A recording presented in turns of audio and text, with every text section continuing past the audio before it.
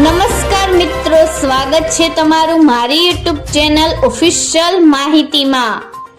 આગામી દિવસોમાં ગુજરાતમાં વરસાદની સ્થિતિ કેવી રહી શકે છે અને સાથે જ ગુજરાતમાં ભારે વરસાદની સંભાવનાઓ સાથે કયા વિસ્તારમાં કેવો વરસાદ થઈ શકે છે, આના વિશેની સંપૂર્ણ માહિતી મેળવવા માટે આ વિડિયોને અંત સુધી જરૂર નિહાળજો અને હજુ સુધી મારી ચેનલને સબસ્ક્રાઇબ ના કરી હોય તો સબસ્ક્રાઇબ કરી લેજો। મિત્રો, દક્ષિણ ગુજરાતને બાદ કરતા શુક્રવારથી વરસાદમાં ઘટાડો થયો છે। આવામાં વરાપ જેવા માહોલ સર્જાયો છે, પરંતુ હવે આગામી સમયમાં શું થશે એ અંગેની જાણકારી આપણે મેળવીએ। મિત્રો, શનિવારે પણ વરસાદનું જોર ઘટેલું રહેવાની શક્યતાઓ હતી। વાતાવરણ ખુલ્લું થશે અને વરાપ જેવો માહોલ રહેશે, જેમાં દક્ષિણ ગુજરાતમાં પણ વરસાદની તીવ્રતામાં ઘટાડો થશે। મિત્રો, સાથે જ ખાસ કરીને રવિવારથી વરસાદની તીવ્રતામાં ભયંકર વધારો થશે। મિત્રો, 28 અને 29 જુલાઈ 2 દિવસ રાજ્યમાં ભારે વરસાદની સંભાવનાઓ છે, જેમાં ભારે વરસાદ રવિવારે 28 જુલાઈએ થાય તેવી શક્યતાઓ રહેલી છે।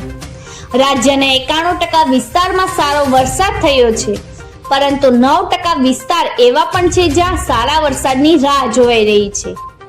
મિત્રો, ખાસ કરીને રાજ્યના બોટાદ, સુરેન્દ્રનગર, મોરબી અને પૂર્વ કચ્છના ભાગોનો સમાવેશ થાય છે।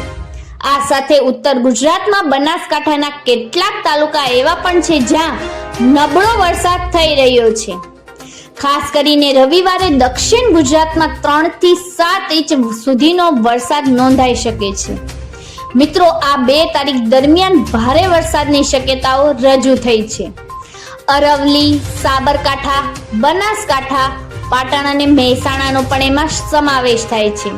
જ્યારે મધ્ય ગુજરાતની વાત કરીએ તો મધ્ય ગુજરાતના અમદાવાદ, ગાંધીનગર, કપડવંજ, આણંદ, નડિયાદ, વડોદરા અને મધ્યપ્રદેશની બોર્ડર સાથે જોડાયેલા મહીસાગર, દાહોદ, ગોધરા અને છોટાઉદેપુરમાં પણ રવિવારે સારા વરસાદની સંભાવના રહેલી છે।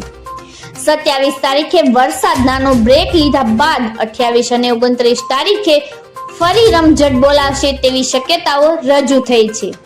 આ 2 તારીખમાં 28મીએ વરસાદની તીવ્રતા વધુ રહેશે તેમ પણ કહી શકાય। મિત્રો, આવી જ વધુ માહિતી મેળવતી રહેવા માટે મારી ચેનલ સાથે જોડાયેલા રહેજો।